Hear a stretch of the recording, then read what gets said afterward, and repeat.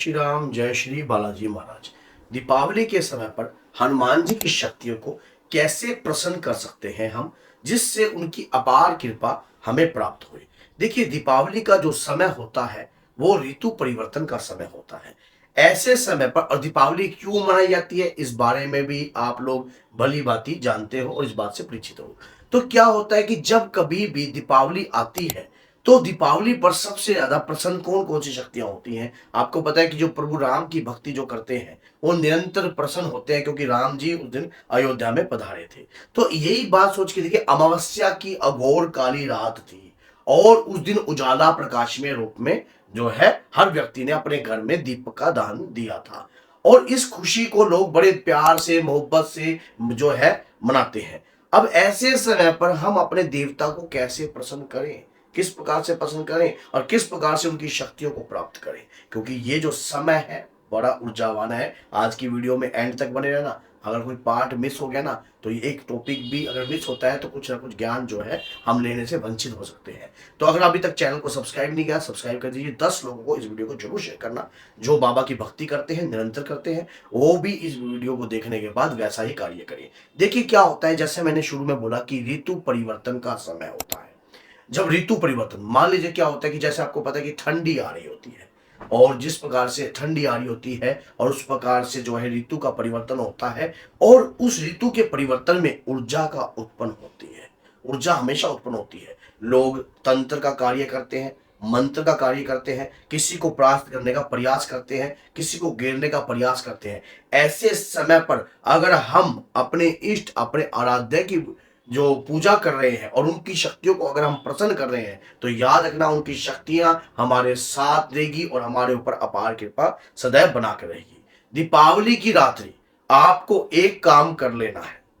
अगर आप चाहते हो, आपके शरीर पर बाबा की तरंगे हैं, बाबा के दूत महाराज हैं, बाबा के वीर हैं, आप निरंतर हनुमान जी के भक्त हो और रोजाना आप हनुमान जी की पूजा करते हो, तो आपके शरीर पर उनकी ऊर्जा का वास जरूर होगा। और ऐसे समय पर जब ऊर्जा का वास होता है तो हमें कुछ विशेष कार्य जरूर करने चाहिए ताकि उस शक्ति को और भी ज्यादा बल मिल सके और शक्ति प्रसन्न हो सके।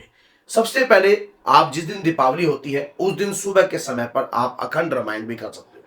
अखंड रामायण में एक आदमी का योगदान नहीं होता, पति पत्नी मिलकर भी अखंड रामायण कर सकते हैं। पूर्ण 24 घंटे की भी अखंड रामायण होती है। सुबह से भी आप प्रारंभ कर सकते हो। उसके बाद जो है के पति, अगर आप उसके अंदर अपने बच्चे को भी बिठा सकते हो, आप अपनी लड़की को भी बिठा सकते हो। शुद्ध आदि कपड़े पहनकर आप जो है अखंड रामायण का पाठ करोगे तो सबसे पहले आपके पितरों की शक्ति मजबूत होगी, क्योंकि उस दिन अमावस्या भी होती है और दीपावली की अमावस्या बहुत बड़ी अमावस्या मानी जाती है।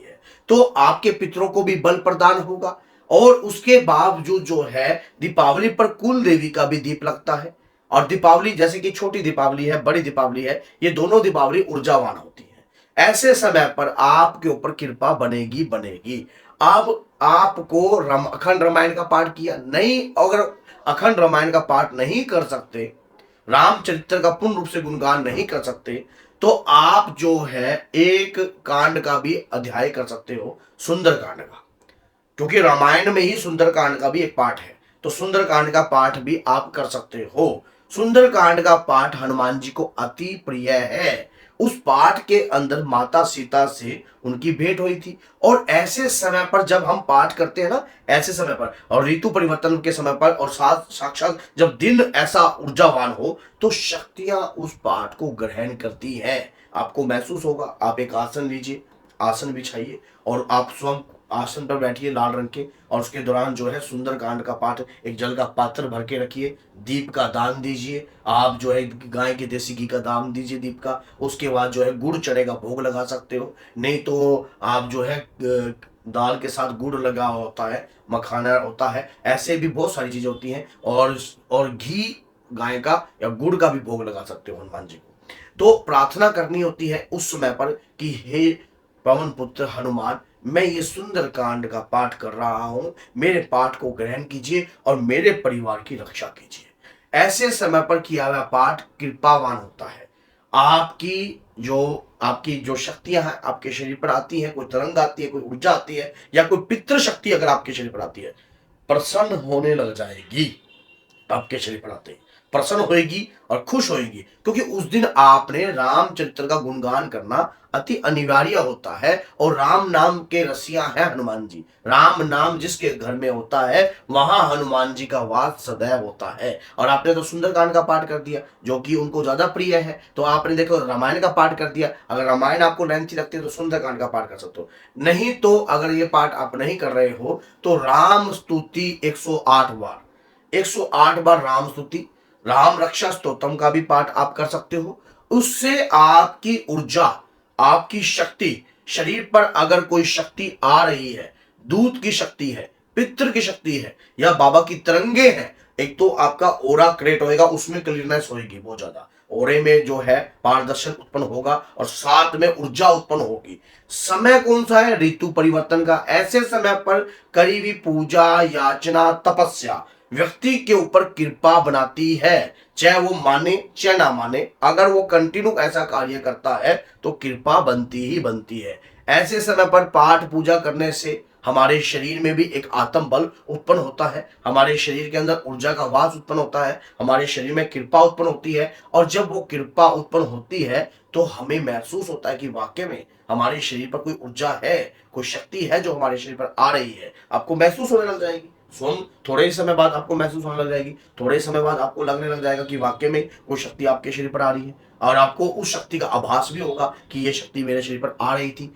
अब ऐसे समय पर कुछ कार्य आपको ये भी करने चाहिए, जैसे दीप का दान का महत्व क्यों बताया जाता है।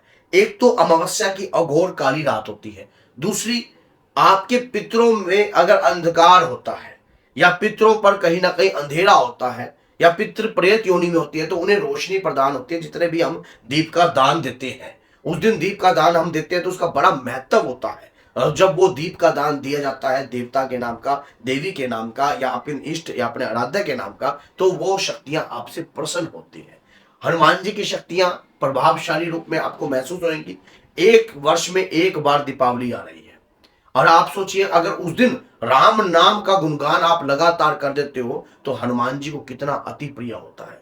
जैसा कि आपको पता है कि हनुमान जी जब भारद्वाज ऋषि के आश्रम में भगवान राम और माता जानकी वहां थे तो हनुमान जी ने तुरंत भरत भैया को जाकर बताया था कि हाँ भी एक क्षण भी अगर कमी हो जाती तो वो अपनी देह का त्याग कर देते। तो आप सोचिए कि भरत की शक्ति, लक्ष्मण की शक्ति, शत्रुघ्न की शक्ति, ये शक्तियां भी कृपा प्राप्त करती हैं। ये शक्तियों से भी आपको कृपा प्राप्त होती है और ना दिखने वाली रूप में शक्ति प्राप्त होती है। और मातु लक्ष्मी जो कि स्वयं जानकी माता है, आपको पता है जानकी स्तुति का भी पाठ जो है ऐसे समय पर करने में आपको लाभ प्रदान होता है। अगर ये वीडियो आपको अच्छी लगी है तो अपने तक मत रखना, 10 लोगों तक जरूर शेयर करना, ताकि वो भक्त भी इस वीडियो के माध्यम से, सुनने के माध्यम से ऐसे कार्य करें तो उनकी ऊर्जा भी और भी ज्यादा प्रभाव उत्पन्न करेगी। तो बोलिए जय सीताराम, जय श्री बालाजी महाराज, जय माता।